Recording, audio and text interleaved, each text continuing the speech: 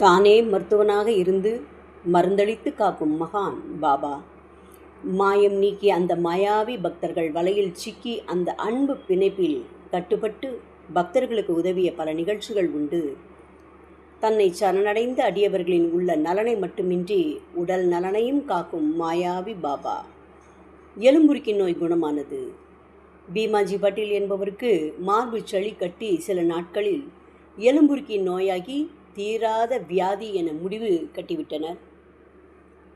சிலர் அவரிடம் தெரிவித்த யோசனைப்படி பாபாவின் பக்தரான நானா சாஹிப் சாந்தோர்கரின் ஆலோசனையை கேட்டு ஒரு கடிதம் எழுதப்பட்டது. அதற்கு ஒரே வழி பாபாவிடம் சரண் புகுவது என பதில் வந்தது. அவரை ஷீரடிக்கு அழைத்துச் சென்று பாபாவின் முன் கிடத்தினர். அது அவரது பூர்வ ஜென்ம கர்மம் என்று முதலில் பாபா தலையிடவில்லை. ஆனால் நோயாளி தனக்கு இனி பாபாவை தவிர வேறு கதியில்லை என்று கதறி அவரிடம் முழு சரணாகதி அடைந்தார். பாபாவின் மனம் கரைந்தது.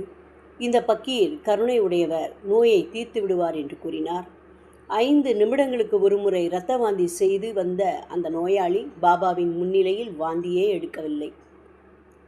பாபா அந்த நோயாளியை பீமாபாயி என்பவர் வீட்டில் இருக்கச் செய்தார். அது அவ்வளவு சௌகரியம் இல்லாத இடம். ஏனெனில் பாபாவின் அன்பு கட்டளையல்லவா அது. நோயாளி 2 கனவுகள் கண்டார். ஒன்று, ஒரு நாள் சிறு வயதில் ஒரு செய்யுளை ஒப்புவிக்கவில்லை என்று ஒரு ஆசிரியர் தனக்கு சாட்டை அடி கொடுத்ததால் ஏற்பட்ட வலியை உணர்ந்தான் அந்த நோயாளி.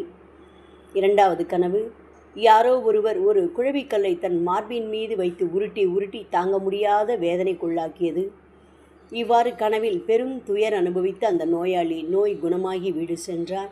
நோயாளி அடிக்கடி ஷீரடிக்கு வந்து பாபாவை தரிசித்து வந்தார். மேலும் மகாராஷ்டிரத்தில் நடைபெறும் சத்யநாராயண விரத பூஜைக்கு பதிலாக சத்ய சாய் விரத பூஜையை தன் இல்லத்தில் ஆரம்பித்து நடத்தலானார். ஓம் சாந்தி.